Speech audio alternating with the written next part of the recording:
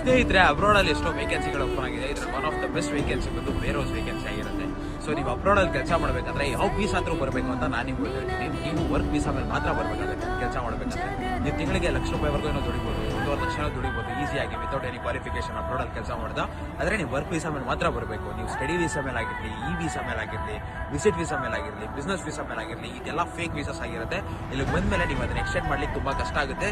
Actually ಕಷ್ಟ ಅನ್ನೋದು ಬಿಡಿ, ನೀವು ಎಕ್ಸ್ಟೆಂಡ್ ಮಾಡ್ಲಿಕ್ಕೆ ಆಗಲ್ಲ ಅಟ್ ಎನಿ ಕಾಸ್ಟ್. ಇಲ್ಲಿಗೆ ಬಂದ್ಮೇಲೆ ನೀವು ಯಾವುದೇ ಕಾರಣಕ್ಕೂ ರಷ್ಯಾಲಿ ವರ್ಕ್ ಮಾಡ್ಬೇಕು ಅನ್ಕೊಂಡು ನೀವು ಇಲ್ಲಿಗೆ ಬರ್ಬೇಕು ಅನ್ಕೊಂಡ್ರೆ ನೀವು ವರ್ಕ್ ವೀಸಾ ಮೇಲೆ ಮಾತ್ರ ಬರಬೇಕು. ಸ್ಟಡಿ ವೀಸಾ ಮೇಲೆ ಆಗಲಿ, ನೀವು ಈ ವೀಸಾ ವಿಸಿಟ್ ವೀಸಾ ಮೇಲೆ ಆಗಲಿ ಬರ್ಲಿಕ್ಕೆ ಹೋಗ್ಲೇಬಿಡಿ. ಎಷ್ಟೋ ಜನ ಕಾಲ್ ಮಾಡ್ತಾ ಇದ್ದಾರೆ ಡೈಲಿ ಬೇಸಿಸ್ ಮೇಲೆ, ಈ ಥರ ಸ್ಟಡಿ ವೀಸಾ ಬಂದಿದ್ದೀವಿ, ಈ ಥರ ಈ ವೀಸಾ ಬಂದಿದ್ದೀವಿ, ಅದನ್ನ ಎಕ್ಸ್ಟೆಂಡ್ ಮಾಡ್ಬೋದಾ, ಇಲ್ಲಿ ನಾವು ಕೆಲಸ ಮಾಡ್ಬೋದಾ ಅಂತ. ನೀವು ಅದ್ರ ಮೇಲೆ ಸಿಗಾಕೊಂಡ್ರೆ ನೀವು ರಷ್ಯಾಗೆ ಇದ್ಮೇಲೆ ಬರ್ಲಿಕ್ಕೆ ಆಗಲ್ಲ, ನೀವು ಡಿಪೋರ್ಟ್ ಮಾಡ್ತಾರೆ ಡೈರೆಕ್ಟಾಗಿ. ಸೊ ಇಲ್ಲಿ ಕೆಳಗೆ ಕೊಟ್ಟಿರೋ ನಂಬರ್ ಡೈರೆಕ್ಟಾಗಿ ಕಾಲ್ ಮಾಡಿ. ನೀವು ರಷ್ಯಾಲಿ ಕೆಲಸ ಮಾಡ್ಬೇಕು ಅನ್ಕೊಂಡ್ರೆ one of the best opportunity ವೇರೋಸ್ ಆಗಿರುತ್ತೆ. ಅದ್ರ ಮೇಲೆ ಎಷ್ಟೋ ಆಪರ್ಚುನಿಟೀಸ್ ನಮ್ಮಲ್ಲಿದೆ. ನೀವು ಕೆಳಗೆ ಕೊಟ್ಟಿರೋ ನಂಬರ್ಗೆ ಡೈರೆಕ್ಟಾಗಿ ಕಾಲ್ ಮಾಡಿ, ಡೈರೆಕ್ಟಾಗಿ ವಿಸಿಟ್ ಮಾಡಿ ಈ ಆಪರ್ಚುನಿಟಿ ನೀವು ತಲುಪಿಸ್ಕೊಳ್ಳಿ. ಎಷ್ಟಾಗುತ್ತೆ ಏನೋ ಅಂತ ನಾವು ಎಷ್ಟೋ ವೀಡಿಯೋಸ್ ಮೆನ್ಷನ್ ಮಾಡಿರ್ತೀವಿ. ರೆಫರೆನ್ಸಿಗೆ ನೋಡಿ ನಮ್ಮ ಪೇಜ್ನ ಫಾಲೋ ಮಾಡ್ಕೊಳ್ಳಿ. ಧನ್ಯವಾದ.